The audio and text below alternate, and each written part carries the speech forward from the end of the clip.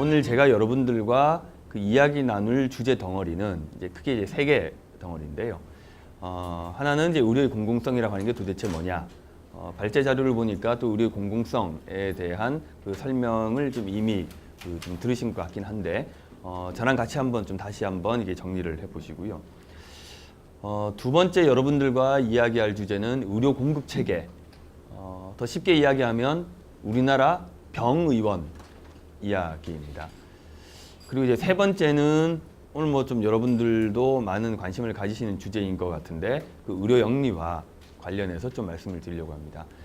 제가 이 순서를 이렇게 잡은 이유는 최근에 분출되고 있는 의료 영리화 관련 논의라고 하는 것은 기존의 건강보험 체계, 또 우리나라 의료 공급 체계의 어떤 역사적 과정과 또 우리나라 의료 공급 체계, 건강보험 체계가 가지고 있는 한계, 이런 것들의 영향을 아주 직접적으로 받으면서 최근에 이제 의료 영리화 요구들이 이제 분출이 되고 있는 거거든요.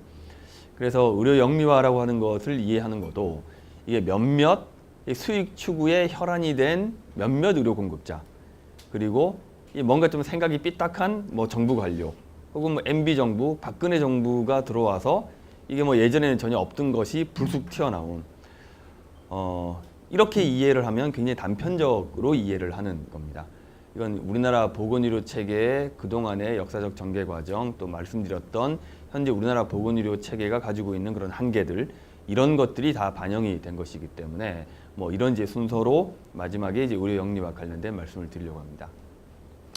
자, 첫 번째 이제 의료 공공성에 대한 이야기를 좀 나누려고 하는데요.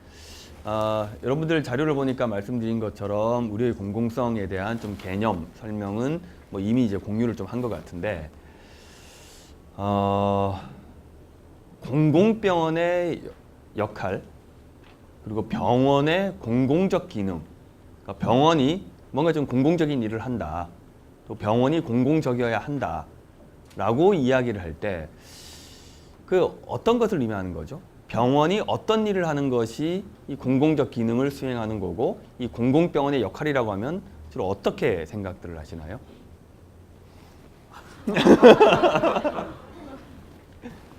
자, 편하게. 공공병원의 역할. 돈에 대한 큰 걱정 없이 갈 수 있는 게 병원이거든요. 그게 제일 중요한. 그러니까 돈이 없어서 병원에 가지 못하는 일이 없도록 하는 것. 이게 의료의 공공성 내용이다. 그리고 이제 공공병원들이 이제 주로 해야 될 역할, 뭐 그렇게도 이해를 할 수가 있는 거겠죠. 또 다른 사람은 어떤가요? 고기를 절레절레.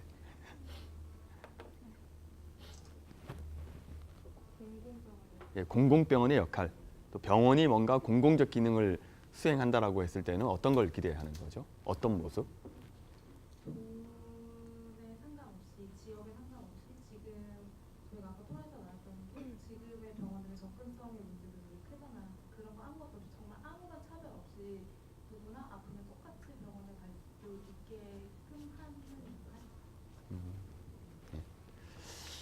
아까 그 앞서 이야기했던 학생의 내용에 추가해서 경제적인 부분뿐만 아니라 뭐 경제적 취약계층뿐만 아니라 뭐 오벽지에 산다거나 이런 분들도 뭔가 의료 필요가 있을 때는 그 의료기관, 의료 서비스에 대해서 접근할 수 있도록 보장해 주는 것, 이런 의미인 거죠. 그렇습니다. 지금 여러분들이 하신 말씀이 우리가 흔히 의료의 공공성 혹은 공공의료의 역할이라고 이야기를 할 때 보통 하는 이야기들이죠. 취약계층들도 부담 없이 의료 이용을 할 수 있도록 하는 것, 그리고 오벽지에 사는 사람들도 뭔가 본인이 필요로 하는 의료 서비스를 이용하는데 어려움이 없도록 보장하는 것, 이런 것들이 우리가 일반적으로 생각하는 의료의 공공성, 공공병원의 역할, 또 병원의 공공적 기능, 뭐 이렇게 이제 이야기가 되는 것들이죠. 자, 그러면 지금까지 이야기했던 내용들을 좀 접어두고 아까 여러분들이 좀 토론하시면서도 좀 이야기들이 됐던 것 같은데, 여러분들이 병의원을 이용하시면서 여러분들이 일상적으로 겪는 불편함, 불쾌함, 또 뭐 어려움 이런 거는 어떤 것들이 있었나요? 뭐 본인의 경험도 좋고 혹은 뭐 그 가족 이야기도 좋고. 저한테 지금 처방해 주시는 약이 뭔지 여쭤봤을 때 잘 알려주지 않으신 점이 좀 있었었던 것 같아요. 좀 설명이 좀 부족한 점이 있어요. 예, 맞습니다. 그 우리나라 환자들 중에서 자기가 먹고 있는 약이 뭔 약인지 제대로 알고 있는 환자분들이 거의 없죠. 그 심지어는 본인이 뭔가 수술을 받았는데 본인이 뭔 수술을 받았는지 정확하게 아시는 분들도 많지 않은 경우들이 있습니다. 뭔가 간 쪽에 수술을 했다던데 이게 뭐 도대체 어떻게 한 건지 모르시는 분들이 많죠. 뭐 설명 제대로 안 하고. 자, 또 어떤 경험들이 있으신가요? 저는 맨정 수술을 받았는데 맨장이 터졌는데 오진을 한 거예요. 그래가지고 한 2주일 정도 그대로 있었어요. 오, 그 저기 엄청나게 아팠을 텐데. 제가 안 아팠어요. 아, 이 맷집이 되게 좋은가 보네. 그래가지고 여기 누르는데도 안 아프고 막 이래가지고 큰병원까지 갔는데 왜 이제 왔냐고 그래가지고 엄마한테까지 만졌는데 그러한 오진들에 대해서는 왜 의사들이 책임지지 않는지 궁금하고 또 저희 아빠가 이가 안 좋으신데 임플란트는 대체 왜 이렇게 비싼 건지 왜냐면 이가 없으면 음식을 씹을 수가 없는 아주 중요한 건데 왜 그걸 비싸게 하는지 이해가 잘 안 가요. 네. 그래서 뭐 굳이 취약계층이 아니더라도 우리가 일상적으로 병의원 이용할 때 이 의료비가 이게 좀 과하다, 비싸다, 부담된다 이런 것들. 그리고 뭐 의료 일종의 의료 사고인데 이거는 또 크게 보면 또 의료의 질 문제이기도 하죠. 그 의료의 질이 사실은 나의 기대 수준에 미치지 못한다. 또 이렇게 설명을 할 수도 있겠죠. 자, 또 어떤 경험이 있으신가요? 저는 눈이 선천적으로 좀 안 되는 게 있어요. 그래서 병원에 가도 맨날 똑같은 약을 처방해줘서 그러면 그냥 이 약 맨날 약국에 가서 바로 팔 수 있게 진료비 안 내고 그렇게 하면 안 되냐고 물어봤는데 병원에 꼭 오래요. 그래서 맨날 똑같은 처방 받으면서 똑같은 진료비 내고 똑같은 약값을 내고 있어서 그게 좀 불편하게 생각이 나요. 네. 자, 그래서 이게 매번 가야 될 수도 있을 텐데 의학적으로는. 근데 이게 환자들은 정보나 지식이 없잖아요. 이게 매번 가야 될 수도 있고 또 사실 이제 그렇지 않을 수도 있을 것 같은데 만약에 그렇지 않은 경우라면 이렇게 매번 오게 하는 거는 사실 일종의 과잉 진료에 해당하는 것 같고 그래서 나는 의학적인 지식이 없기 때문에 이 과잉 진료인지 아닌지 정확히 판단할 수는 없지만 이 뭔가 이게 찝찝하다. 이 과잉 진료인 것 같다라는 그런 좀 어찌 보면 의혹, 의심 이런 것들이 있는 거죠. 아마 또 대부분의 국민들이 그런 이제 생각들을 하고 있습니다. 자, 그러면 아까 우리가 앞서 이야기했었던 경제적 취약계층 그리고 지리적인 접근성이 낮은 오벽지에 계시는 분들 이런 분들에 대한 의료 접근성을 보장하는 것이 의료의 공공성 또 공공의료의 역할이다 이렇게 이제 말씀을 하셨는데요. 자, 방금 여러분들이 이야기하신 설명 제대로 안 해준다, 불친절하다, 싸가지 없다, 뭔지 잘 모르겠지만 이 불필요한 과잉 진료하는 것 같다. 또 의료 서비스의 질이 내 기대 수준에 미치지를 못한다. 또 뭐 의료 사고라든지 환자 안전이라든지 이런 등등의 또 안전한 진료가 제공되고 있는 것 같지가 않다. 사실 이런 것들은 경제적 취약계층이라든지 지리적으로 저기 멀리 떨어져 계신 이런 분들만 경험하는 것이 아니라 우리나라 국민들이 의료 서비스를 이용한다면 일상적으로 경험하는 그런 이제 문제 상황들이죠. 자, 우리나라 국민들이 병의원을 이용하면서 일상적으로 겪는 어려움 이런 것들을 해결하는 것은 의료의 공공성, 공공의료의 역할, 병원의 공공적 기능 이런 것들하고는 상관없는 건가요? 이거는 별개의 것이고 공공의료의 역할, 의료의 공공성이라고 하는 것은 취약계층 이 사람들을 위한 것이 이게 의료의 공공성의 핵심인가요? 자, 병원이라고 하는 조직은 어떤 기능을 자신의 본질적인 기능으로 가지고 있는 조직인가요? 사회 조직인가요? 환자 진료죠. 그렇죠? 이 병원이 뭐 다른 어떤 것들을 잘한다 하더라도 뭐 연구도 잘하고 뭐 교육도 잘하고 또 지역사회에 뭐 선한 일도 하고 굉장히 많은 일들을 해요. 근데 이 병원이 환자 진료가 맹탕이야. 뭔가 문제가 많어. 그럼 이게 제대로 된 병원이라고 할 수가 있나요? 적어도 병원이라고 하는 타이틀을 붙이고 있으려면 이게 공공병원이든 민간병원이든 좋은 진료를 제공하는 것. 제가 이제 여기서 말씀드리는 좋은 진료라고 하는 개념은 단순히 임상적인 수준이 높은 것뿐만 아니라 적정한 비용 뭐 이런 것들까지 다 이제 포함한 건데요. 이런 것들이 우리가 민간병원이든 공공병원이든 병원이라고 하는 조직 또 동네 의원이라고 하는 아무튼 의료기관을 방문했을 때 모든 사람들이 기대하는 그 조직의 기능과 역할인 거죠. 자, 이런 것들을 잘하는 것과 의료의 공공성 이게 상관없는 걸까요? 자, 여러분들 과거에는 기업의 사회적 공헌이라고 하는 개념이 많이 강조가 됐었죠. 근데 요즘에는 어떻습니까? 요즘에는 기업의 사회적 공헌이 아니라 기업의 사회적 책임, CSR 이게 강조가 많이 되고 있죠. 자, 사회적 공헌과 사회적 책임의 차이가 어떤 거죠? 사회적 공헌은 이런 거죠. 맥도날드가 정크푸드 마구 팝니다. 그래서 여기서 수익을 많이 올려요. 그 벌어들인 수익을 가지고 어린이 축구 교실을 하는 거. 이런 거죠. 그 맥도날드 어린이 축구 교실이 굉장히 인기가 있거든요. 우리 애도 어린이 축구 교실을 다녔었는데 그 경쟁이 굉장히 셉니다. 그래서 그거 이제 신청하는 날이 되면 거의 순식간에 이게 확 넘어버려요. 우리 애도 운이 좋아가지고 어린이 축구 교실, 맥도날드 어린이 축구 교실 거기 이제 당첨이 돼서 그 토요일 날 잠실 축구장에 갔어요. 잠실 축구장에 갔더니만 이 맥도날드 티셔츠도 하나씩 다 나눠주고 또 맥도날드 마스코트 왜 막 인형 모자 뒤집어 쓰고 막 꽁충꽁충 뛰어다니고 또 프로 축구팀의 현직 코치가 나와서 애들 막 코치도 해주고 굉장히 인기가 좋은 프로그램인데 이게 정말 공공적인 역할일까요? 자, 병원이 무지하게 과잉 진료를 합니다. 비보험 진료하고 그래서 수익을 막 올려요.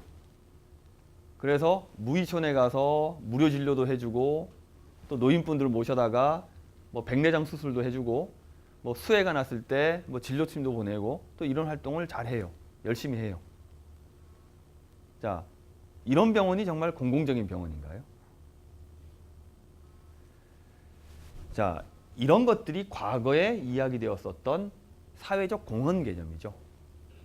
내가 뭔가를 열심히 개처럼 벌어서 돈을 정성처럼 쓰는 거. 이러면 아, 이 조직은 뭐 착한 일 하네 라고 인정이 되었던 거죠. 자, 그런데 요즘에 강조되고 있는 기업의 사회적 책임 개념은 어떤 겁니까? 이거는 기업이 그 조직에서 벌어들이는 수익을 어떤 형태로 다시 돌려주는 이게 아니라 그 조직이 사회에 존재하는 그 조직의 본연의 역할 자체가 사회적 공익에 부응하는 것. 이게 지금 사회적 책임의 개념이죠. 자, 그렇다면 맥도날드가 그런 정크푸드 팔아가지고 맥도날드 어린이 축구 교실을 하는 것이 아니라 건강한 식자재, 좋은 식자재를 농민들에게 정당한 가격을 주고 구매를 해서 그 식자재로 애들 몸에 이로운 좋은 햄버거를 만들어서 적당한 가격으로 소비자들에게 판매를 하고 그리고 소비자들에게 제대로 된 정보를 제공하고 그리고 거기서 벌어들인 수익을 조직 구성원에게 합리적으로 배분해 주는 것. 이거를 잘하면 어린이 축구 교실 같은 거 하나도 안 하더라도 그 조직은 그 기업은 이 사회적 책임을 다하는 거거든요. 자, 병원으로 보자면 과잉 진료하고 비보험 진료 많이 해서 거기서 벌어들인 수익 일부를 떼서 이 뭔가 착한 일을 하는 이게 아니라 과잉 진료 안 하고 불필요한 비보험 진료 안 하고 그리고 환자가 우리 의료기관을 방문했을 때 친절하게 설명해주고 그리고 안전한 진료를 제공하고 이런 역할들을 충실하게 하는 것이야말로 무료 진료라든지 순회 진료라든지 이런 거를 하나도 하지 않더라도 이 병원이 이 가장 사회적 책임을 다하는 것이고 이 공공적인 그런 역할들을 다 하는 거거든요.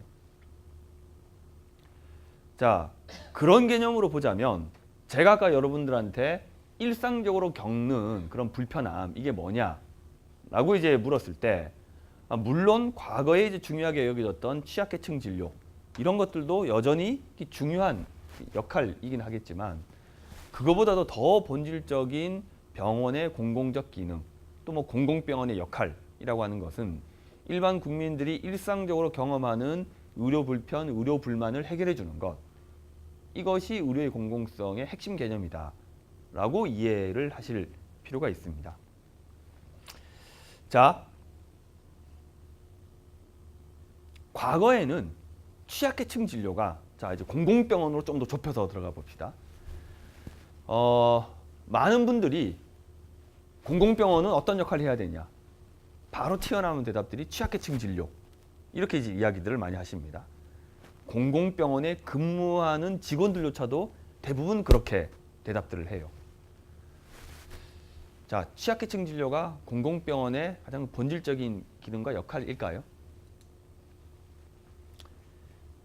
1989년 이전까지는 취약계층 진료가 공공병원의 굉장히 중요한 기능과 역할일 수 있었습니다. 자, 1989년도에 어떤 일이 있었죠? 자, 여러분들이 지금 1989년보다 뒤에 태어난 사람들이 많죠? 자, 1989년도에 전국민 의료보험제도가 시행이 됐습니다. 우리나라 의료보험제도가 도입된 거는 이제 1977년이었거든요. 자, 그런데 1977년도에는 모든 국민을 대상으로 건강보험을 적용했던 것이 아니라 500인 이상 대기업 근로자들만을 대상으로 해서 의료보험제도가 시행이 됐습니다. 자, 통상적으로 의료보험제도를 도입하기 위해서는 1인당 국민소득이 한 2,000불 이상은 되어야지 의료보험제도를 도입할 수 있다라고 이야기를 하고 있습니다.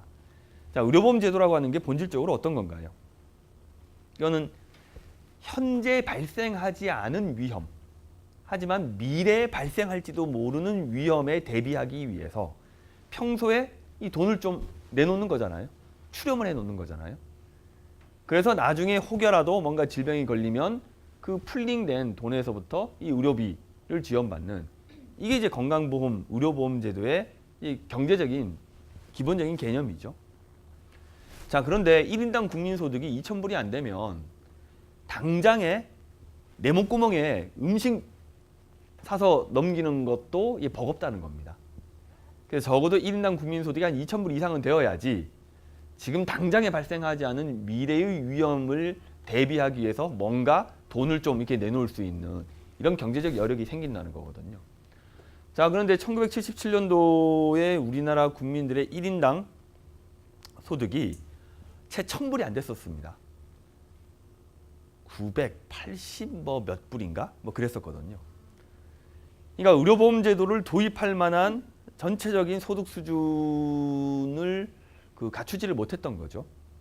자, 그렇다 보니까 상대적으로 안정된 이 사회 코어 집단을 중심으로 해서 의료보험제도가 먼저 시행이 됐던 겁니다.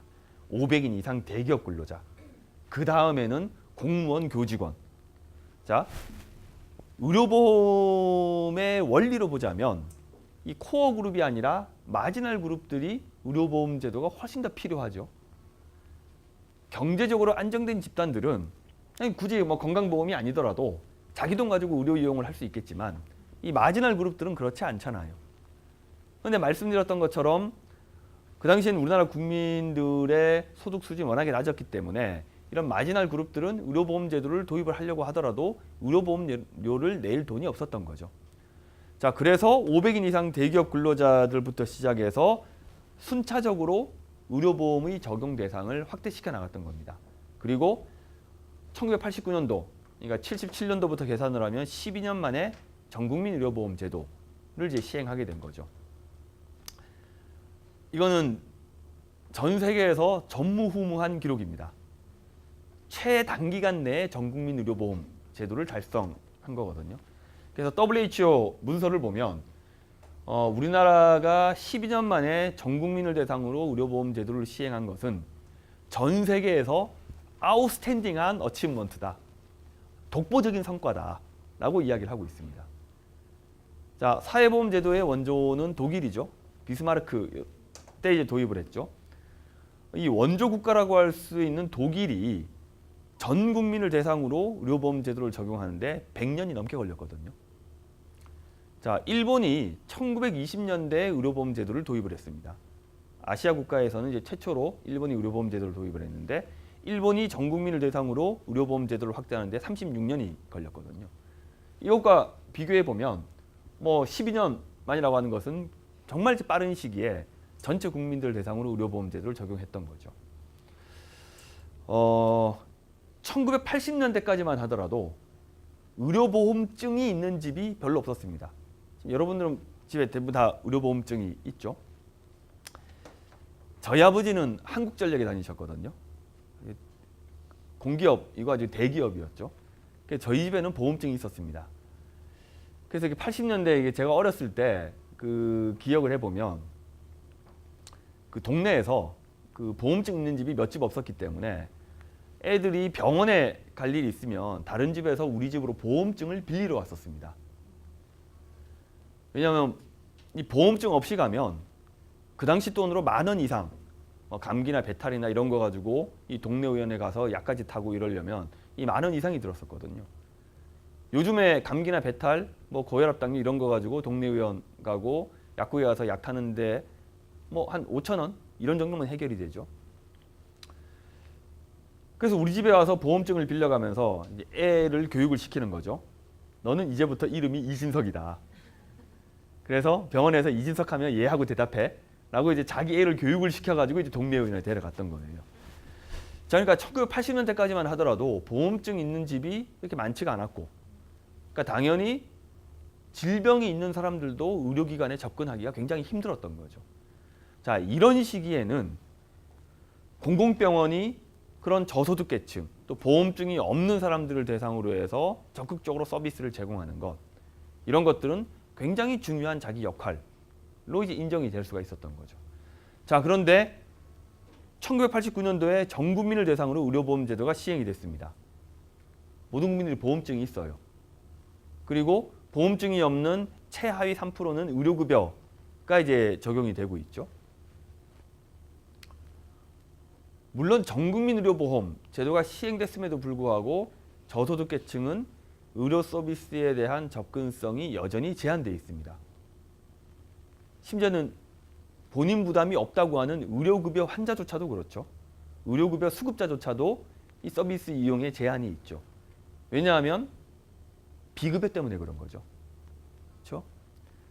의료급여 수급자는 법정 본인 부담은 면제를 받지만 건강보험이 적용되지 않는 비급여 본인 부담에 대해서는 전액 본인이 부담해야 되죠.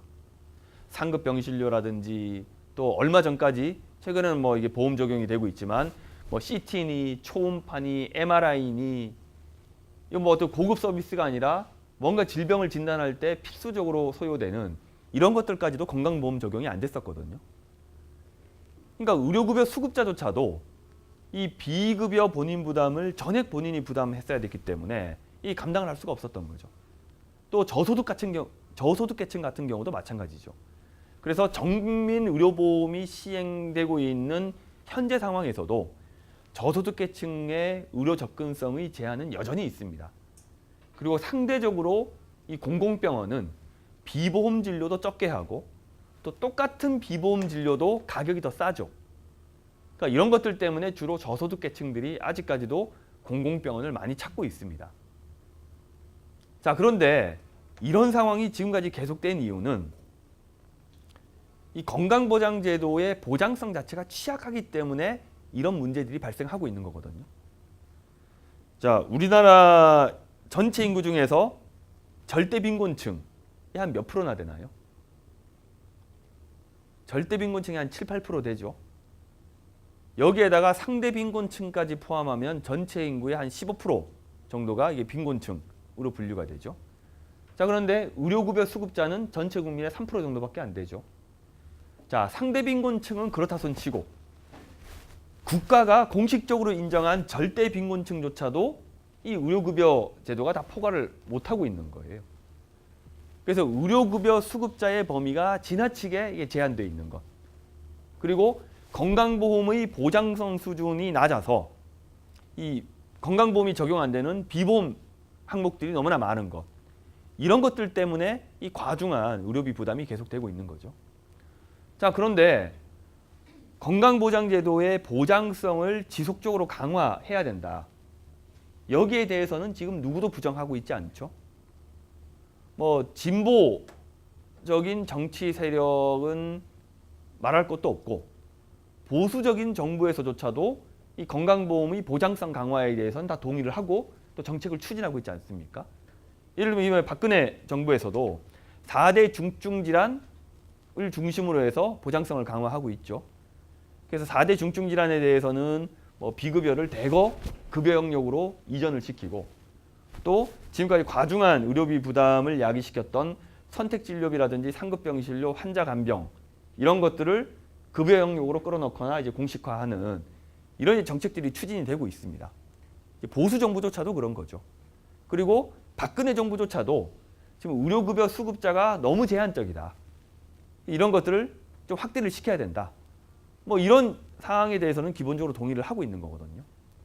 자, 그렇다면 의료급여 수급자가 지금보다 좀 더 확대되고 그래서 상대 빈곤층까지는 아니더라도 이 절대 빈곤층까지 포괄하는 형태로 이 의료급여 수급자 범위가 확대가 되고 그리고 의학적으로 필요한 대부분의 비보험 진료가 건강보험 급여 영역으로 포함되는 이런 방식으로 건강보장제도의 보장성이 강화되면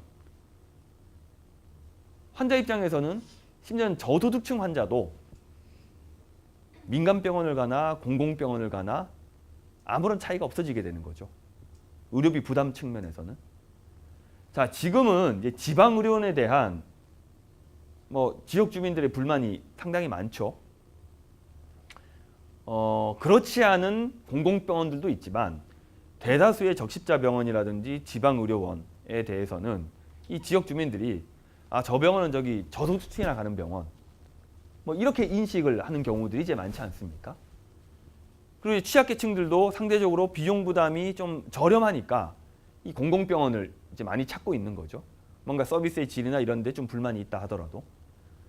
자, 그런데 만약에 아까 말씀드렸던 것처럼 의료급여 수급자 범위가 대폭 확대되고 건강보험의 보장성 수준이 높아지면 과거에는 좀 서비스의 질에 대해서 불만이 있더라도 비용이 저렴해서 공공병원을 만약에 환자들이 찾았다면 건강보장제도의 보장성이 강화된 상황에서는 굳이 그럴 이유가 없어지게 되는 거죠. 민간병원을 가나 공공병원을 가나 똑같아지게 되는 거기 때문에. 자, 그래서 그런 것들을 염두에 둔다면 이제 취약계층 진료라고 하는 것은 제한된 건강보험의 보장성으로 인해서 공공병원에게 한시적으로 부여된 정체성으로 이해를 해야 된다는 겁니다. 그렇지 않고 이 공공병원의 본질적인 기능이 취약계층 진료다. 이거를 계속 움켜쥐고 가면 건강보험의 또 의료급여 제도의 보장성이 강화되면 강화될수록 이 공공병원의 입지는 없어져 버리는 거예요.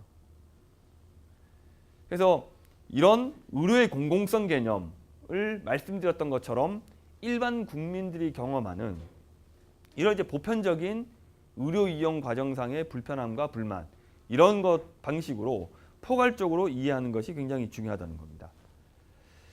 자, 그러면 국민들이 기대하는 좋은 진료, 좋은 의료 서비스 이런 거는 어떤 서비스를 의미하는 걸까요? 첫 번째는 당연히 질적 수준이 높아야 되겠죠. 후진 의료가 아니라 뭔가 임상적인 질적 수준 자체가 높은 의료. 이게 좋은 의료 아니겠습니까? 또 두 번째는 친절한 의료. 그렇죠? 진짜 땡땡거리는 게 아니라 친절하게 설명하고 내가 궁금한 것도 좀 부담 없이 물어볼 수 있고 그리고 병원에 입원했을 때 퇴원할 때까지 뭐 의사 얼굴 한번 보기도 힘든데 의사 얼굴 자주 보면서 이게 뭐 위로도 받고 궁금한 거 자유롭게 물어볼 수도 있고 이런 것들이 국민들이 원하는 좋은 의료의 또 한 부분이겠죠. 또 세 번째는 아까 뭐 이제 의료사고 경험을 이야기를 했는데 안전한 의료 이게 또 이제 국민들이 원하는 의료일 겁니다. 그래서 이런 것들을 통칭해서 양질의 적정 진료 이런 것이 국민들이 원하는 좋은 의료의 모습이라고 할 수가 있겠죠. 자, 이런 이제 양질의 적정 의료, 질 높은 의료, 친절한 의료, 안전한 의료 이거는 공공병원이든 민간병원이든 할 것 없이 모든 병원들이 제공해야 될 의료 서비스인 거겠죠. 자, 그런데 뭐 여기 참석하신 분들도 아까 토론을 했고 또 아까 뭐 그 자기 의견도 이야기했지만 현재 우리가 병원, 병의원에서 제공받는 의료는 사실 별로 그렇지 않은 것 같죠. 질이 높은지 낮은지도 내가 잘 모르겠고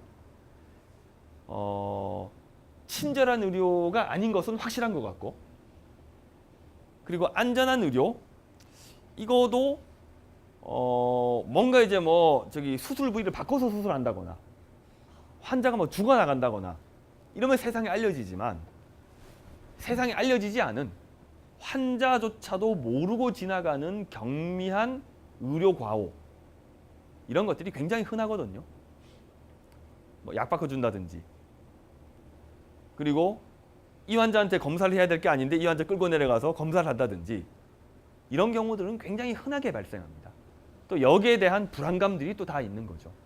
자, 아무튼 질 높은 의료, 친절한 의료, 안전한 의료 이런 것들이 국민들이 원하는 또 환자들이 원하는 좋은 의료의 모습이라고 한다면 그게 도대체 왜 안 될까?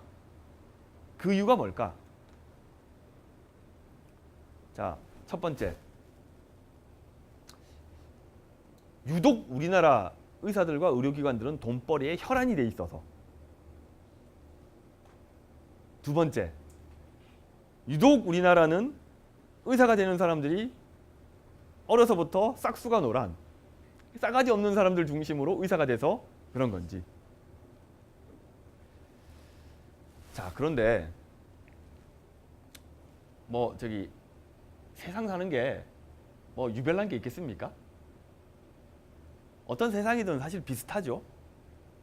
뭐 우리나라만 유독 천성적으로 의사들과 의료기관들이 돈벌이에 혈안이 된다거나 유독 우리나라에서 의사가 되는 사람들만 어려서부터 싹수가 노란 애들만 의사가 된다거나 사실 그렇게 보기는 힘들겠죠. 그럼 도대체 뭐 때문에 우리나라에서 이게 질 높은 의료, 안전한 의료, 친절한 의료 이런 것들이 이 국민들이 기대하는 만큼 제공되고 있지를 못할까? 자, 이거는 의료기관들의 수익 구조에 대한 이해가 필요합니다. 자, 여러분들이 언론 보도를 보면 그런 공방을 이제 보시는 경우들이 있을 텐데, 자, 의사들은 의료보험 수가가 낮다. 이런 이제 하소연들을 계속하죠. 그런 주장들을 계속합니다. 그래서 의료보험 수가를 올려달라. 요구를 계속하죠. 근데 또 일반 국민들이 느끼는 생각들은 그것과는 좀 다르죠. 야, 너네 뭐 저기 의료보험 수가가 그렇게 낮다고 하면서 잘 먹고 잘 살지 않냐. 비보험 진료도 무진장 많이 하고 못 사는 애들 없대. 뭐 그런 정도면 뭐 충분히 벌고 있는 거 아니냐. 이런 식의 이제 충돌들이 있죠. 어떤 말이 맞는 말이냐? 자, 둘 다 맞습니다. 자, 현재 우리나라 건강보험이 적용되는 급여 항목의 원가 보존율은 75에서 80% 수준입니다. 그 개별 항목만 놓고 보면 1977년도 의료보험 제도가 도입될 당시에 의료보험 급여 항목의 원가 보존율은 한 50% 정도 됐었습니다. 한 절반밖에 안 됐던 거죠. 근데 그게 뭐 그 사이 좀 올라가지고 한 75%, 80% 정도까지 된 건데요. 이 말은 무슨 말이냐면 그 해당 서비스를 생산하는 데 들어가는 비용이 100이라면 건강보험에서는 75에서 80 정도밖에 안 준다는 겁니다. 그 말대로라면 그 건강보험 급여 항목 중심으로만 진료를 하면 그 의료기관은 무조건 적자를 보게 되겠죠. 자, 그런데 의료기관의 비용 구조를 보면 다른 산업 분야에 비해서 고정 비용이 차지하는 비중이 굉장히 높습니다. 그러니까 기본적으로 엑스레이 기계라든지 초음파라든지 MRI라든지 또 이런 것들을 돌리기 위한 시설이라든지 이런 것들 기본으로 깔아놓는 거잖아요. 여기 초기 투자 비용이 굉장히 크죠. 그런 다음에는 한 명 진료하나, 두 명 진료하나, 세 명 진료하나 여기에 대해서 마지널하게 코스트가 늘어나는 것은 굉장히 부분적으로 늘어난다는 거죠. 자, 이 말은 무슨 말이냐면 원가 보존율이 낮더라도 그 항목의 양을 불리면 마진이 생긴다는 겁니다. 자, 이해하시겠습니까? 박리담의 원칙에 의해서. 근데 우리나라는 행위별 수가제를 채택하고 있죠. 행위를 할 때마다 꼬박꼬박 돈을 붙여주는 겁니다. 양을 불리기가 얼마나 좋아요. 그러니까 원가 보존율은 낮지만 행위별 수가제 하에서 양을 불리는 방식으로 이 손실을 보전하는 거죠. 자, 그리고 건강보험이 적용되지 않는 비보험 진료 항목의 원가 보존율은 한 200% 정도가 됩니다. 이 말은 무슨 말이냐면 그 항목을 생산하는데 그 서비스를 생산하는데 들어가는 비용이 100이라면 환자한테 받는 돈 한 200 정도를 받는 거죠. 자, 이런 방식으로 의료기관들은 낮은 건강보험 수가로 인한 재정 손실을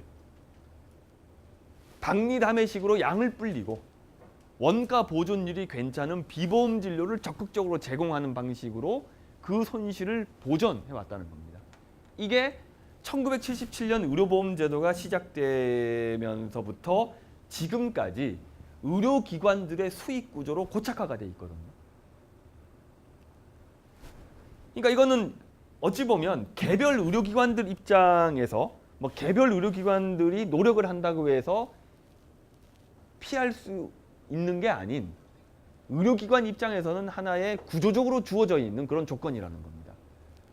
자, 그래서 이런 상황에서는 과잉 진료 안 하고 또 비보험 진료를 소극적으로 제공하는 의료기관은 의료시장에서 루저가 되게 돼 있는 거죠. 그리고 과잉 진료하고 비보험 진료를 열심히 하는 이런 의료기관들은 의료시장에서 위너가 되는 시장 구조인 거죠. 그리고 아까 친절한 진료 말씀을 드렸는데 이 박리담의 식의 진료라고 하는 것은 기본적으로 양을 뒤따 늘려야 되는 거잖아요. 자, 외국에서 개업한 그런 이제 의사들은 하루에 보는 환자 숫자가 한 20-30명을 넘지 않습니다. 근데 우리나라 같은 경우에는 동네 의원은 하루에 최소한 한 70-80명 정도는 봐야지 이 수지 타산을 기본적으로 맞출 수가 있거든요.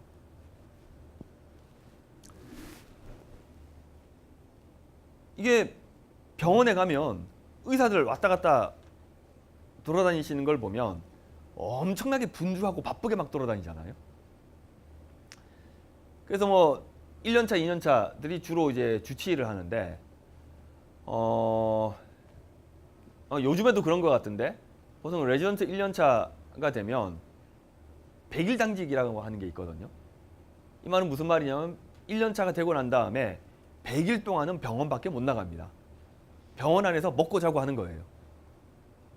하루에 한 2-3시간 자면서. 자, 이런 상황에서 친절한 설명, 성실한 진료, 이 가능할까요? 내가 죽겠는데 어떻게 환자 붙잡고 뭐 친절하게 설명하고 성실하게 진료를 할 수가 있겠어요? 그래서 말씀드렸던 것처럼 현재 우리나라 의료기관들의 이게 수익 구조라고 하는 것은 국민들이 바라는 적정한 진료, 양질의 적정한 진료를 하면 이게 오히려 이게 손해를 보는 이런 식으로 이 의료기관의 수익 구조가 만들어져 있다는 거죠. 자, 그러면 이런 것들을 어떻게 바꿔야 될까? 과소계상된 건강보험 급여 항목의 수가는 상향 조정을 해줄 필요가 있고, 과다 계상된 비급여 항목의 경우에는 의학적 필요성이 있는 비급여를 대거 건강보험 급여 영역으로 끌어넣으면서 이 수가 수준을 하향 조정을 해줘야 되겠죠. 이런 변화가 동시에 일어나야지 되겠죠. 자, 만약에 그런 방향으로 변화가 동시에 일어난다면 의료기관들의 경영 여건이 어떻게 바뀌어질까요? 건강보험 급여 중심으로 과잉 진료를 하지 않고 비보험 진료를 최소화하면서 비교적 양심적으로 진료를 했던 이런 의료기관들은 과거의 진료 행태를 그대로 유지하더라도 오히려 경영 여건이 더 나아지겠죠. 하지만 평소에 과잉 진료하고 비보험 진료에 대한 의존도가 굉장히 높았던 이런 의료기관들이 과거의 진료 행태를 그대로 유지한다면 오히려 경영 여건이 과거보다 엄청 나빠지겠죠. 그래서 이런 의료기관에 대한 보상체계, 건강보험 제도라고 하는 것과 의료기관들의 어떤 공공적 기능, 의료기관의 공공성이라고 하는 것은 별개의 것이 아니라 하나로 이게 묶여있는 그런 이제 사안이라고 이해를 하실 필요들이 있습니다. 자, 또 안전한 진료, 친절한 진료 관련해서 말씀드리고 싶은 것은 자연스럽게 이제 의료 공급 체계 이야기로 이제 넘어오게 되는데, 자, 우리나라는 이게 의사 진료실에 들어가면 의사들이 환자를 제대로 보지를 않죠. 그냥 컴퓨터만 들여다보고 있죠. 환자하고 눈도 한번 제대로 안 맞추고, 그리고 환자에 대해서 잘 모릅니다. 내가 이 의사한테 노상 찾아가는데 내 이름도 잘 모르고 내 질병 상태가 어떤지도 잘 모르고, 뭐 의무 기록이나 좀 봐야지 뭐 예전에 검사했던 결과가 뭐 이러네요, 뭐 이런 정도죠. 근데 외국 같은 경우에는 그렇지 않다고 하던데 이 도대체 왜 그럴까? 자, 우리나라는 의사들이 자기를 찾아오는 환자에 대해서 잘 알고 또 자기를 찾아오는 환자와 인간적 교감을 나누고 환자의 고통에 귀를 기울이고 이럴 이유가 하등 없습니다.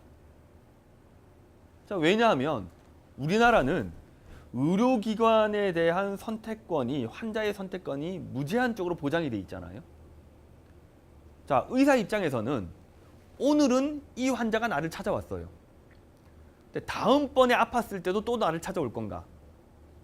그건 누구도 모르는 거죠. 오늘은 나를 찾아왔지만 다음번에는 언제라도 다른 의료기관에 갈 수가 있는 거잖아요. 그런 상황에서 내가 시간 들이고 품 들여서 이 환자와 인간적 교감을 나누고 환자의 고통에 대해서 귀를 기울이고 환자를 더 잘 알기 위해서 노력을 하고 그럴 이유가 있나요? 그럴 이유가 없죠. 자, 그리고 우리나라는 의사들의 수입이라고 하는 것이 환자가 나를 얼마나 많이 찾아오느냐, 또 환자가 나를 찾아왔을 때 검사를 얼마나 많이 하고 시술을 얼마나 많이 하고 이거에 의해서 나의 수입이 결정이 됩니다. 그렇다 보니까 딥다 이제 검사 처방 내고 뭐 검사라고 하고 처방 내고 시술하고, 또 이건 뭐 한 일주일에 한 번만 오면 될 것 같은데 일주일에 막 2번, 3번, 약도 이틀치, 3일치밖에 안 지어주고 막 노상 이틀, 3일에 한 번씩 계속 오라고 하고 별거 없는데 이렇게 되지 않습니까? 자, 그런데 외국 같은 경우에는 어떨까? 또 외국의 사례에 가기 전에 만약에 우리나라 의사들이 오늘 나를 찾아온 이 환자가 다음번에도 아프면 틀림없이 나를 찾아올 것이고 그 다음번에도 아프면 또 무조건 나를 찾아올 것이다. 만약에 이게 전제가 되어 있다면 의사들의 행태가 어떻게 바뀔까요? 그렇다면 누가 시키지 않아도 환자에 대해서 좀 더 잘하려고 노력을 할 것이고 환자와 교감을 나누려고 할 것이고 환자의 고통에 귀를 기울이려고 할 거거든요. 이게 바로 서구 유럽이나 이런 나라에서 시행하고 있는 바로 주치 제도가 바로 그런 거죠. 자, 최근에 영국 같은 경우에는 지금 북유럽 국가들도 그런데 이 주치 1차 진료를 하는 의사에 대해서 돈을 주는 방식이 계속 바뀌고 있습니다. 자, 우리가 과거에 전통적으로 알고 있던 주치의제도 여기서는 돈을 어떻게 주냐면 자, 제가 동네 의원으로 이제 개업을 했습니다. 그럼 이제 동네 지역 주민들 중에서 저를 주치의로 선택을 하잖아요. 그래서 저한테 등록한 그래서 저를 자신의 주치의로 선택한 주민이 2,000명이다. 이러면 2,000명 곱하기 두당 얼마 해가지고 뭉칫돈으로 그냥 나한테 돈을 주는 거죠. 그럼 그 돈 범위 안에서 나한테 등록한 나를 주치의로 선택한 환자에 대해서 1년 동안 다 이 책임을 지는 겁니다. 자, 그러면 나는 어떻게 하는 게 가장 이득일까요? 환자가 나를 많이 찾아오는 게 이득일까요? 아니죠.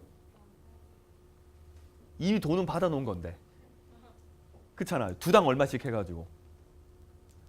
그럼 나한테 등록한 환자들이 가급적 건강하고 평소에 질병 없고 그리고 질병 있는 사람들도 이게 악화되지 않고 건강 상태를 잘 유지하고 이러는 게 나한테 경제적으로 가장 이득이겠죠.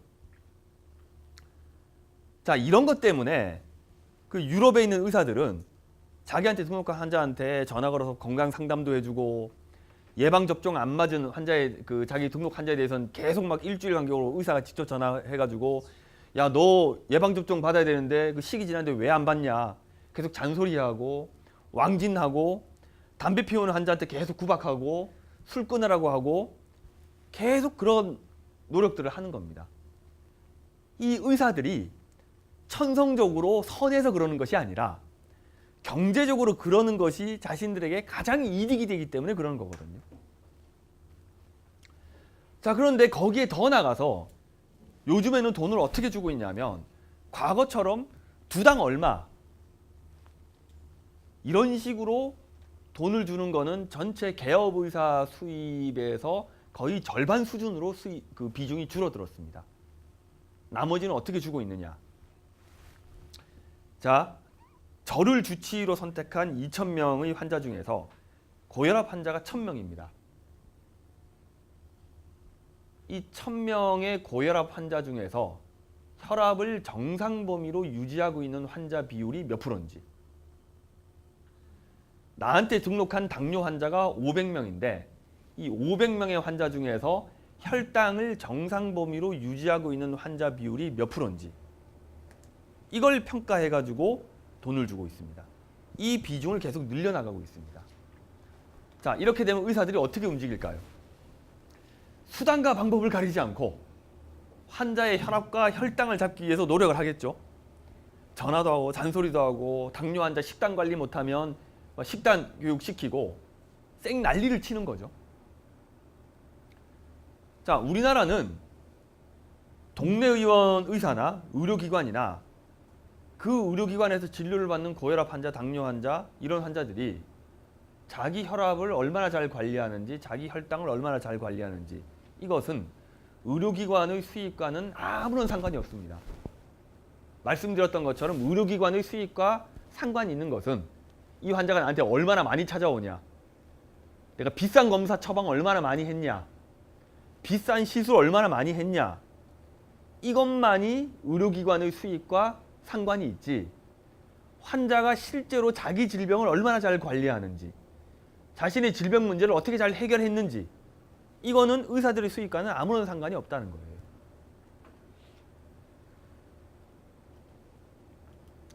그래서 말씀드렸던 것처럼 이 사람 사는 세상에 뭐 유별난 게 있겠습니까?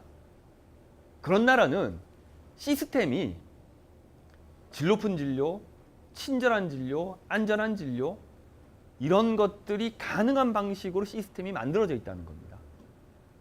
근데 우리나라 같은 경우에는 시스템이 다 정반대로 돌아가고 있는 거예요.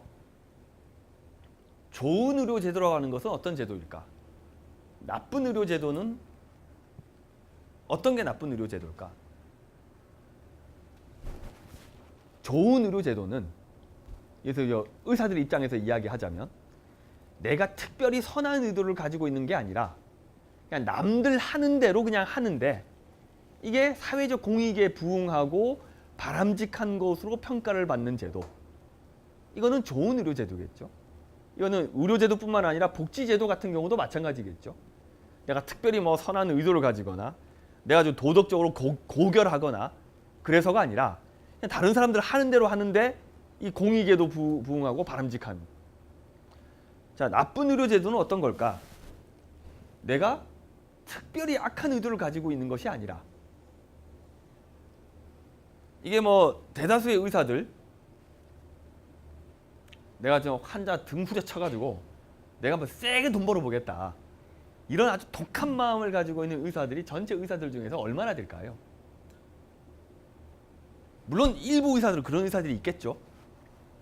하지만 대다수의 의사들이 내가 환자 등을 후려쳐서라도 내가 뭐 아주 떼돈 한번 벌어보겠다, 이런 생각을 대다수의 의사들이 가지고 있다고 보기에는 좀 힘들지 않겠습니까? 자, 그런데 우리나라 의료 제도라고 하는 것은 남들 하는 대로 하는데, 의사들 입장에서 보자면 그냥 다른 주위에 있는 의료기관들이 하는 대로, 또 위에 선배들이 이렇게 하는 대로 남들 하는 대로 했는데 이게 사회적으로 뭔가 문제가 있고 나쁜 놈으로 요거도 먹고, 사실 이런 제도는 이게 썩 바람직한 제도가 아닌 거죠. 그리고 그런 방향으로 갔을 때는 결국에는 이제 국민들 입장에서도 피해를 보는 것 아니겠습니까? 그래서 이런 것들이 쭉 앞서 말씀드렸던 의료의 공공성이라고 하는 것이 단순히 뭔가 개별 기관들이 선한 의지를 가지고 없는 사람을 도와주고, 물론 그것도 굉장히 가치가 있는 일이죠. 굉장히 소중한 일이죠. 더군다나 우리나라 의료제도는 개별 의료기관의 의료인들이 그런 것을 하기가 너무 힘든 상황이거든요. 그렇게 되면 병원 문을 닫아야 될 수도 있으니까. 그런 상황에도 불구하고 그런 이제 노력들을 한다면 그건 정말 높이 평가돼야 될 거지만,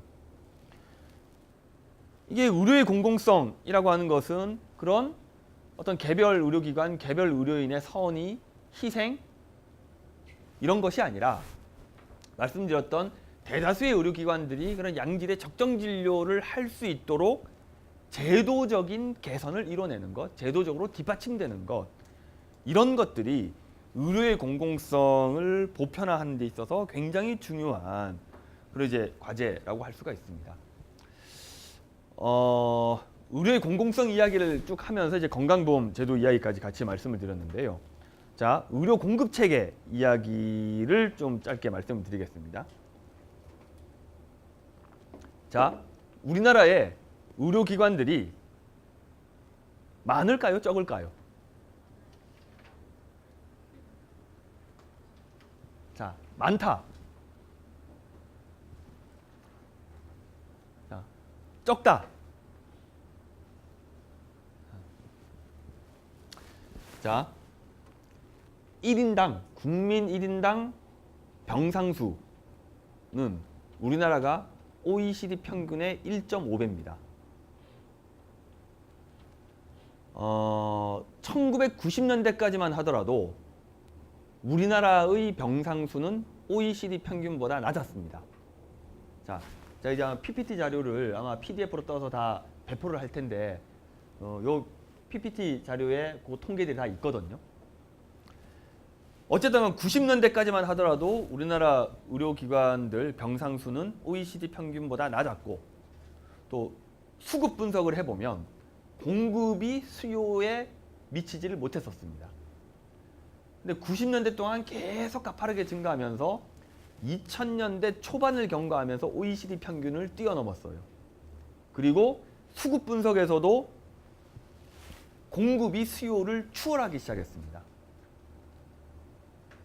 자, 그러면 2000년대 들어가지고 이 병상 공급 증가 추세가 좀 완화돼야지 정상일 텐데 그렇지가 않았죠.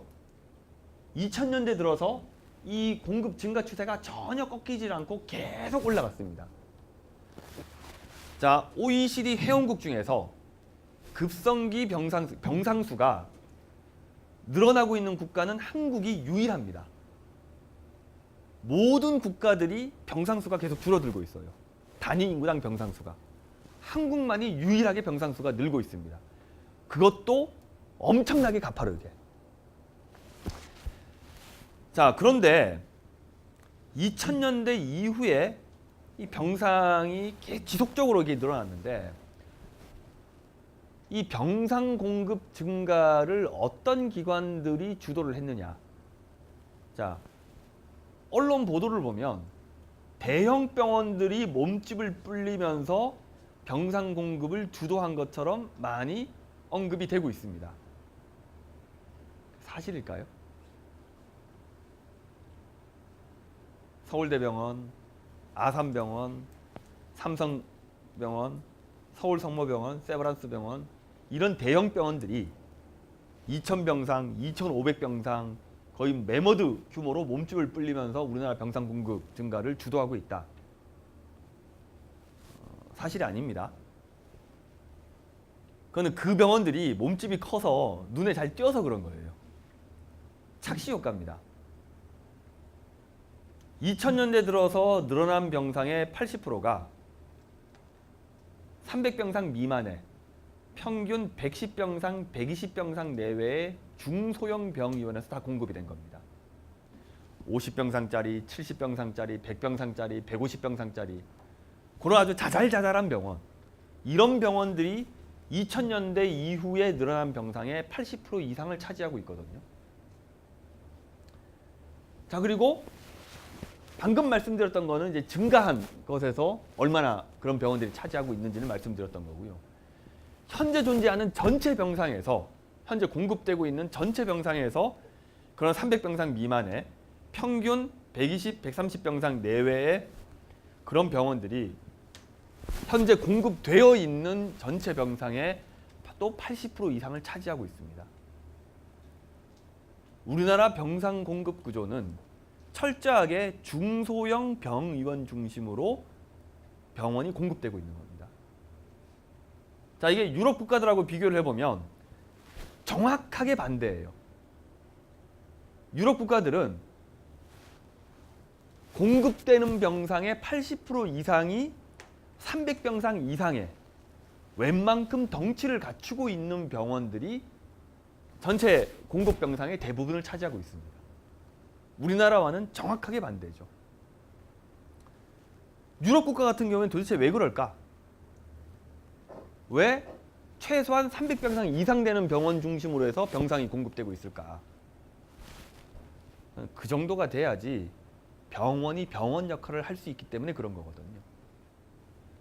자, 아까 토론 주제 중에 하나였던 농어촌 지역 이런 데서 의료 접근성에 그런 문제가 있는 뭐 이것도 언론에서 많이 보도가 되죠. 자, 지난 한 20년 사이에 우리나라의 농어촌 지역의 병원 공급이 줄어들었을까요? 어떤 것 같으세요? 그래서 예전에는 있던 병원들이 막 문을 닫아서 장사가 안 되니까 이런 것 때문에 농어촌 지역의 의료 접근성 문제 이런 것들이 지속적으로 제기되고 있는 걸까요? 그렇지 않습니다.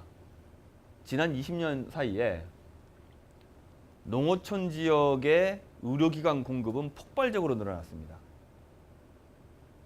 정신병원이나 이런 특수병원 빼고 일반 병원 공급이 폭발적으로 늘어났거든요. 도시 지역의 몇 곱절 이상으로 늘어났습니다. 인구당으로 계산해봐도 그렇고 1990년 대비 증가율로 봐도 전부 다 도시 지역의 증가율을 한 두세 배 이상 다 상회하고 있습니다. 공급량은 지속적으로 늘어났어요.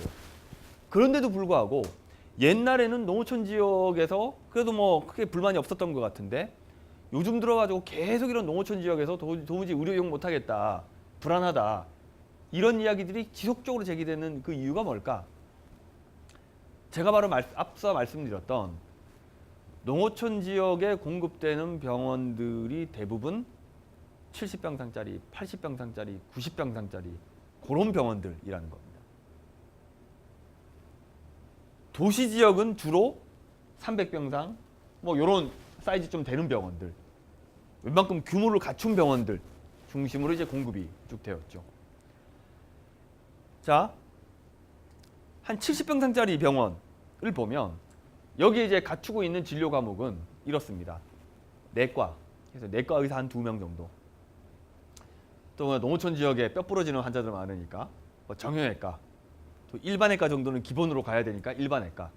한 그런 정도 의사들이 근무를 하고 있어요. 자, 그런 정도 의사들이 근무를 하고 있어서 그냥 아주 일반적인 그냥 뭐 좀 기력이 쇠하고 뭐 폐렴 걸리고 뭐 이래가지고 입원 진료 정도 하는 거 이런 거는 할 수가 있겠죠. 자, 그런데 갑자기 심장에 어택이 와서 갑자기 쓰러졌다. 갑자기 중풍이 와서 쓰러졌다. 교통사고 당했다.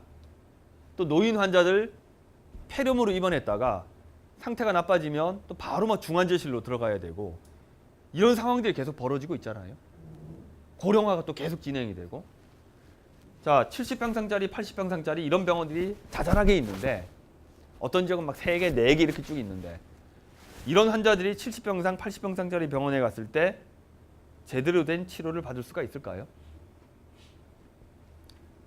아무것도 해줄 게 없습니다. 최소한 기본적으로 응급실이라도 제대로 돌아가려면 병원 덩치가 한 300병상 정도는 돼야지 필수 진료 과목도 골고루 갖추고 환자가 언제 들어오든지 간에 필수적인 검사나 이런 것들을 할 수 있는 검사 시설을 돌리고 인력을 돌리고 이럴 수가 있지 70병상, 80병상 이런 병원에서는 그런 것들을 할 수가 없어요. 아무것도 해줄 수 있는 게 없습니다. 근데 어쨌든 그런 환자가 와요. 병원 입장에서는 그런 환자가 오면 일단 검사를 다 해야 되겠죠.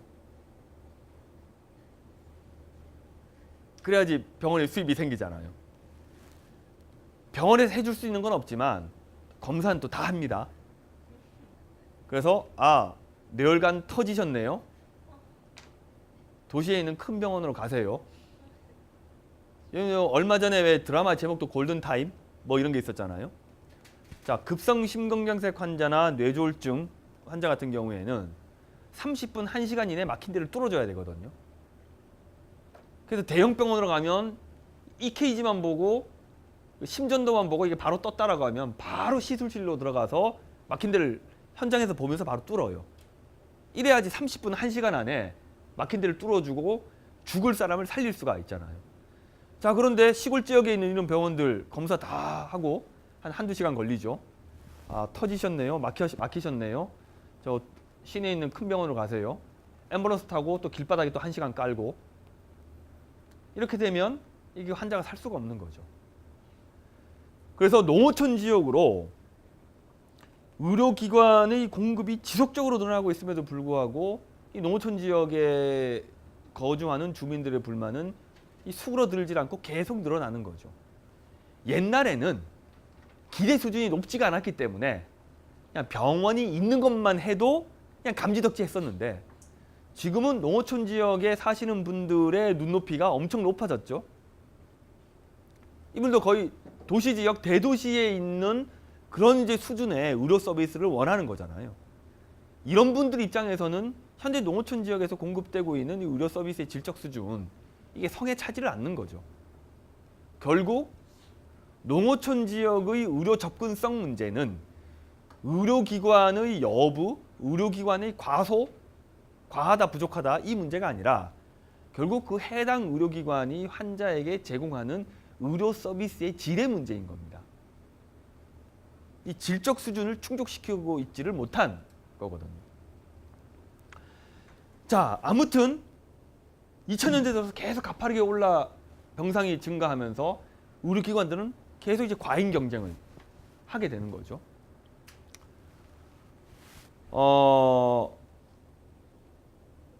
앞서 제가 의료 영리화 말씀을 드렸는데 의료 영리화에 관련된 논의가 본격적으로 불거지기 시작한 것은 2000년대 중반 정도였습니다. 초중반을 경과하면서 의료 서비스 산업화, 의료 영리화 이런 이제 논의들이 쭉 진행이 된 거죠. 그게 도대체 왜 그럴까? 자, 지금까지는 의료기관들의 주된 수익 창출의 경로는 말씀드렸던 양을 불리고 원가 보존율이 높은 비보험 진료를 적극적으로 제공하는 형태가 의료기관의 주된 수익 창출의 경로였습니다. 자, 그런데 우리나라 국민들의 1인당 의료 이용량이 OECD 평균의 2배거든요. 국민 1인당 평균 입원 일수도 OECD 평균의 2배. 국민 1인당 평균 외래 방문 횟수도 OECD 평균의 2배. 온갖 고가 검사 장비 도입률도 일본에 이어서 세계 2위. 각종 고가 검사 시행률도 세계 1, 2위를 다투고 있습니다. 무슨 말이냐면 양을 불릴 만큼 불린 거예요. 더 이상 추가적으로 불릴 여력이 게 많지 않은 거의 지금 양을 불려가지고 이 박리담회식으로 뭔가 마진을 채우는 이런 것이 이제 임계점에 이제 도달한 거죠. 자, 비보험 진료는 어떤가? 과거에 이제 의료기관들은 거의 비보험 진료를 만들어내는 데 있어서 거의 제한이 없었습니다. 거의 원하는 대로 비보험 진료를 만들 수 있었거든요. 그래서 가격을 의료기관 마음대로 막 붙여가지고 환자들에게 제공을 한 거죠. 자, 그런데 2000년대 중반을 경과하면서 새로운 신의료 기술에 대한 관리 절차가 엄격하게 적용되기 시작했습니다. 그리고 2000년대 중반부터 건강보험의 보장성이 본격적으로 강화되기 시작했죠. 노무현 정부 때부터. 그래서 과거에는 의료기관의 주된 수입원이었었던 그런 각종 고가 검사들, MRI라든지 CT라든지 이런 것들이 지속적으로 건강보험 급여용료로 들어오게 된 겁니다. CT, MRI, 뭐 최근에는 초음파 이게 의료기관들의 주된 수입원이었었거든요. 그러니까 과거에 아주 큰 덩어리들이 계속 이 건강보험 급여용료로 들어오는 거예요. 그리고 최근에는 급기야 박근혜 정부에서 선택진료비와 상급병실료 의료기관 입장에서 보자면 마지막 보루라고 할 수 있는 선택진료비와 상급병실료 차액까지도 이 건강보험 급여용료로 2017년까지 끌어넣겠다. 그래서 올 7월부터 1단계 조치를 한다라고 이미 지금 공표가 된 상황이거든요. 그리고 기존에 있던 비급여도 그렇고 신의료 기술도 말씀드렸던 것처럼 과거에는 그냥 신의료 기술을 해가지고 환자에게 마구이 제공해서 돈을 받을 수 있었는데 이제는 2000년대 중반부터는 이것도 참여정부 때 그 프로세스를 만든 건데 신의료 기술은 무조건 평가 절차를 거쳐야지 돼요. 이 절차를 거치지 않으면 이거를 비급여로 제공하고 환자에게 돈을 받는 것과 다 불법이 됐습니다. 비급여로 제공하더라도 이 절차를 무조건 거쳐야지 되는 거예요. 그러니까 의료기관 입장에서는 비급여를 통한 수익 창출도 과거처럼 여의치 않게 된 겁니다. 그러니까 과거에 전통적으로 의료기관들이 의존했었던 이 수익 창출의 수단이라고 하는 것이 다 지금 차단이 되고 있는 상황이거든요. 그 와중에 2000년대 들어서 공급 과잉 상태가 본격화됐죠. 적어도 90년대까지는 그래도 공급 부족 상태였는데 2000년대 들어서 공급 과잉 상태가 본격화되면서 또 의료기관 간의 경쟁이라고 하는 것이 박 터지기 시작한 거죠. 그러면서 의료기관들 입장에서는 기존의 전통적인 수익 창출 경로가 아닌 또 다른 대안들을 모색하게 된 겁니다. 그리고 의료기관들 입장에서도 지금 이제 뭐 의료기관들도 많이 하는 이야기가 우리라고 과잉 진료하고 이 박리담회식으로 진료하고 비보험 진료 이렇게 마구제비로 하고 싶겠냐. 우리도 그렇지 않다. 우리도 정말 교과서적인 진료를 하면서 정말 환자들에게 존경받고 신뢰받으면서 양심적으로 진료하고 싶다. 이런 이야기들 다 합니다. 제가 이제 그 개업한 동기들 이제 가끔 만나서 이야기를 해보면, 예를 들어 뭐 저기 그 성장 호르몬 놓는 애도 있고, 뭐 비만 치료도 하고, 뭐 태반 주사도 놓고 다 하는데, 그거 가지고 돈을 버는 거죠. 돈을 버는데 술을 마시면 하는 이야기가 그냥 아주 자괴적인 이야기를 해요. 야, 내가 지금 이거 하면서 돈을 벌고는 있지만, 야, 내가 지금 이거 하려고 정말 의과대학 들어가서 6년 동안 공부하고 인턴 1년, 레전트 4년, 또 펠로우 또 1, 2년. 내가 지금 이거 하려고 그렇게까지 공부한 건 아닌데, 근데 당장에 이렇게 나와 보면 주위에서 다 노상으로 다 그런 걸 하니까 자기만 안 하면 자기만 바보가 되는 거거든요. 이게 다 이게 따라가게 되는 겁니다. 그래서 의사들도 나 개별적으로 물어보면, 아, 우리도 건강보험 급여 중심으로 진료하고 과잉 진료 안 하고 환자하고도 좀 제대로 이야기하고 적정 진료하고 이걸 통해서 뭐 적정하게 지금보다 더 벌지는 못하더라도 지금 수준의 그런 수익이더라도 돈을 버는 방식, 과거의 비정상적인 방식이 아니라 정상적인 방식으로 돈을 벌 수 있다면 그거 정말 좋겠다. 이런 이야기를 다 하거든요. 자, 그런데 현재 건강보험의 상황이 그런 의사들의 기대감을 충족시켜 줄 수 있다라는 희망이나 비전을 의사들이 가지고 있지를 못한 거죠. 건강보험이라고 하는 틀 속에서 제가 말씀드렸던 기존에 과소계상된 건강보험 급여 수가는 대거 좀 상향 조정을 해주고, 비급여 중에서 이게 의학적 필요성이 있는 것들은 대거 건강보험 급여 영역으로 끌어넣으면서 하향 조정하고, 이게 사실은 의사들이 이야기하는 그런 수익 구조를 정상화하는 기본적인 프로세스인 거거든요. 근데 이런 것들이 가능하다라는, 또 될 것 같다라는 기대감을 전혀 가지고 있지를 못한 거죠. 그렇다 보니까 의사 집단, 의료 공급자 집단은 건강보험 영역을 뛰쳐나가는 그런 영리적 대안에 대해서 눈길을 돌리게 되는 겁니다. 이걸 통해서는 뭔가 수익이 보존될 것 같지를 않으니 차라리 건강보험 바깥으로 뛰쳐나가면 이 뭔가 살 길이 열리지 않을까.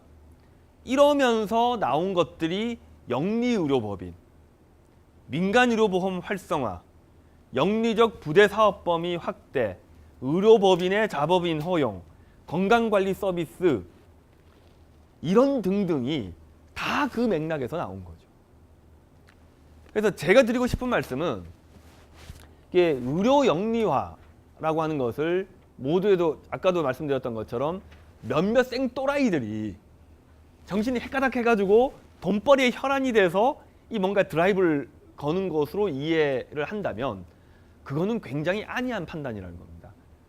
그러면 그런 사람들만 몇 명을 또 단도리를 하면, 그래서 그리고 또 영리적인 성향이 강한 그런 관료 집단 몇 명만 좀 바꿔내면, 그리고 예를 들어서 박근혜 대통령 이런 사람이 아니라 뭐 지난 대선에서 예를 들어 문재인 대통령 뭐 이런 양반들이 만약에 대통령이 됐더라면 그럼 의료 영리화에 대한 요구가 안 나왔을까? 그렇지가 않다는 겁니다. 이게 의료 영리화에 대한 요구는 우리나라 보건의료 체계 밑바닥에서부터 이렇게 쭉 지속적으로 그런 이제 드라이브들이 걸리고 있는 거거든요. 결국 이런 것들을 합리적으로 또 전향적으로 해결하지를 않으면 이 의료 영리화에 대한 논란은 지금 어떻게든 막아서 일단락을 시킨다 하더라도 끊임없이 죽지 않는 좀비처럼 계속 튀어나올 수밖에 없다라는 겁니다. 의료 공급자들 입장에서는 이것 말고는 별로 대안이 없는 거거든요. 자, 그런데 요즘에 굉장히 재밌는 현상이 있죠. 의사협회가 의료 영리화에 대해서 반대를 하고 나섰습니다. 뭐 혹자들은 야, 오래 살고 볼 일이다. 어떻게 의사협회에서 저런 식의 행보들을 보일 수 있을까? 뭐 이렇게들 이야기를 하시는데요. 자, 일본에서 고이즈미 정권 때 영리의료법인을 도입을 하려고 했었습니다. 고이즈미 총리가 굉장히 강력하게 드라이브를 걸었거든요. 그 일본 대장성이 또 앞장을 섰고 우리나라 정경련에 해당하는 정경협? 근데 우리나라 정경련 경총에 해당하는 이런 재계가 또 압력을 넣어서 영리의료법인이 굉장히 강력하게 추진이 됐었습니다. 이거를 막은 데가 일본 의사협회입니다. 일본 의사협회가 일본의 영리의료법인이 도입되는 것을 기를 쓰고 막았거든요. 거의 목숨을 걸고 막았습니다. 그래서 결국에 고이즈미 정부에서 애초에 계획했던 것은 영리의료법인을 이제 전면화하는 것이었는데 지금은 몇몇 제한된 특구에 아주 찌그러진 형태로 거의 존재감 없는 그건 거의 뭐 시범사업 수준으로 그냥 몇 개 기관이 운영되는 이 수준으로 운영이 되고 있거든요. 일본 의사협회가 하도 눈을 부라리면서 이걸 보고 있어가지고 도대체 일본 의사협회는 도대체 어땠길래 도대체 뭔 생각을 가진 집단이길래 영리의료법인이나 이런 것을 기를 쓰고 막았을까? 자, 잘 생각을 해보십시오. 영리의료법인이라고 하는 것은 외부 자본 투자자가 의료기관에 투자를 해서 여기서 수익이 나면 그 수익을 챙겨가는 이게 이제 영리의료법인의 기본적인 사이클 아닙니까? 외부 자본 투자자가 자선 사업을 하는 사람들이 아니죠. 그렇죠? 내가 병원에 투자를 했을 때 현대자동차나 삼성전자나 이런 데 투자한 것보다 더 수익이 나야지 이 투자를 하는 거지. 그렇지 않으면 이게 투자를 안 합니다. 자, 그러면 외부 자본 투자자가 동네 의원 투자할까요? 투자 안 하죠. 비리비리한 동네 병원 투자할까요? 투자 안 합니다. 아예 검토 대상도 안 됩니다.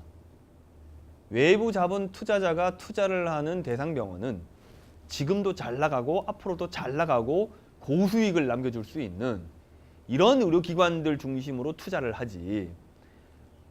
감기 환자, 고혈압 환자, 뭐 배탈 환자 이런 환자들이 일반적으로 진료하는 동네 의원, 동네 병원 아예 고려 대상이 아니라는 겁니다. 자, 그러면 이게 의료기관 간의 상대적 격차, 절대적 격차 이게 더 커지겠죠. 또 까딱 잘못하면 의료 전문가 집단이 그래도 어쨌든 간 지금은 자율성을 가지고 권한을 가지면서 의료기관의 주인 행세를 하고 있는데 또 영리의료법인이 도입이 되면 이 주인 행세는커녕 완전히 종 행세를 하게 되는 거잖아요. 곰곰이 생각해보면 뭐 지금 잘 나가는 전문병원이라든지 일부 대형 병원이라든지 이런 데는 모르겠지만 일반적인 병의원 입장에서는 영리의료법인에 대해서 찬성할 이유가 하등 없는 겁니다. 조금만 생각을 해보면. 그래서 어찌 보면 지금까지 의사 집단, 특히 의사협회가 영리의료법인이나 이런 의료 영리화 움직임에 대해서 상당히 우호적인 반응을 보였던 것.